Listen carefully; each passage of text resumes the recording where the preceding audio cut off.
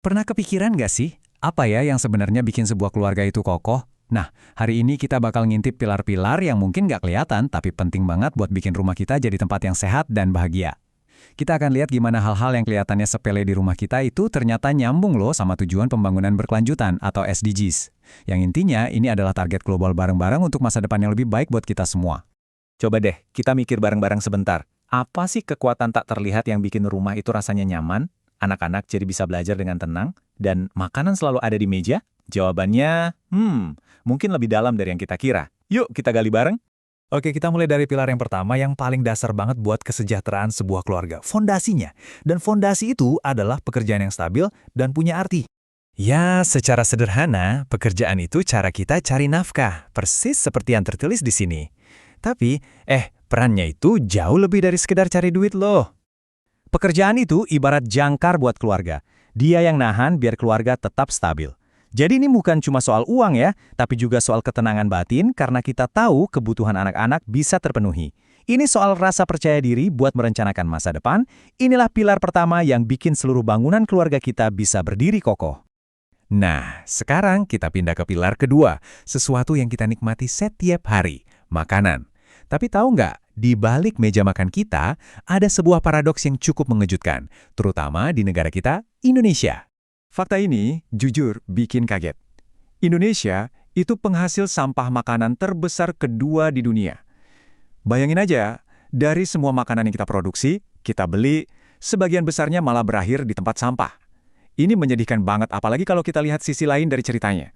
Dan disinilah paradoksnya kelihatan jelas banget. Di satu sisi, kita buang makanan bertonton, di sisi lain, ada 16,2 juta orang di negara kita sendiri yang masih kelaparan. Kesenjangan yang tragis ini nunjukin kalau kita tuh perlu banget berubah. Dan perubahannya bisa dimulai dari rumah kita sendiri. Tapi, kabar baiknya nih, solusinya tuh sebenarnya ada di tangan kita. Kita bisa mulai dengan urban farming, nanam sayur di pot atau di halaman rumah yang sempit sekalipun. Ini bukan cuma nyediain makanan segar, tapi juga ngajarin anak-anak dari mana makanan itu datang.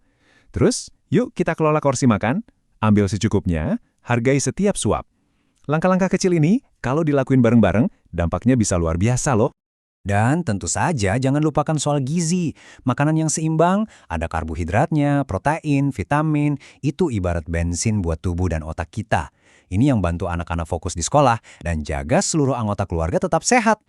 Oke, pilar berikutnya ini mungkin nggak kelihatan, tapi dia yang menggerakkan semua rutinitas kita setiap hari. Energi, air, dan sanitasi.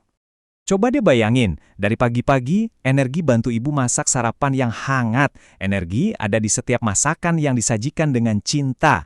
Lalu pas malam tiba, energi listrik inilah yang bikin anak-anak kita bisa belajar, ngerjain PR, dan ngebangun mimpi-mimpi mereka untuk masa depan. Bahkan momen-momen kumpul yang sederhana, kayak nonton TV bareng, itu juga butuh energi kan? Energi itu ada di dalam tawa dan kehangatan keluarga kita. Nah, karena energi ini penting banget, kita juga harus bijak pakainya. Matikan lampu kalau nggak dipakai atau buka jendela biar cahaya matahari masuk. Kebiasaan-kebiasaan simpel ini bukan cuma bikin tagihan listrik lebih ringan, tapi juga jadi warisan yang baik buat generasi selanjutnya. Oke, sekarang kita bahas yang paling-paling esensial buat kehidupan, air. Air bersih itu bukan kemewahan ya, ini adalah hak dan kebutuhan dasar bagi setiap anggota keluarga biar bisa hidup sehat. Dampaknya itu kerasa di mana-mana. Air yang kita minum bikin tubuh kita fit. Air yang kita pakai buat mandi dan cuci tangan itu jadi semacam perisai dari penyakit. Tanpa air bersih, mustahil deh kita bisa punya kehidupan keluarga yang nyaman. Beda banget kan? Di satu sisi ada keluarga yang sehat, di sisi lain keluarga yang gampang sakit. Sanitasi yang baik, kayak toilet yang layak atau pengelolaan sampah yang benar, itu seperti tameng yang melindungi anak-anak kita. Ini bukan cuma soal bersih-bersih, tapi ini investasi langsung buat kesehatan dan keuangan keluarga di masa depan. Jadi, ingat ya, setiap kali kita matiin keran pas lagi sikat gigi, atau saat kita milah sampah di rumah, kita itu bukan cuma melindungi keluarga kita sendiri. Kita sedang jadi bagian dari gerakan global untuk dunia yang lebih baik, yaitu mendukung tujuan ke-6 dari SDGs. Nah, kita udah lihat semua pilarnya satu-satu. Sekarang, yuk kita gabungin semuanya, biar kelihatan gambaran besarnya. Inilah intinya, pekerjaan memberi kita uang untuk beli makanan, energi dipakai untuk memasak makanan itu. Air bersih dan sanitasi yang baik menjaga kita tetap sehat biar bisa terus kerja dan belajar. Ini semua tuh sebuah siklus kehidupan di mana setiap pilar saling menguatkan satu sama lain. Saya mau tutup dengan pertanyaan ini. Mungkin, mulai hari ini kita bisa coba matiin satu lampu yang nggak perlu, atau ngabisin makanan di piring, atau mungkin nanam satu pot cabai di balkon.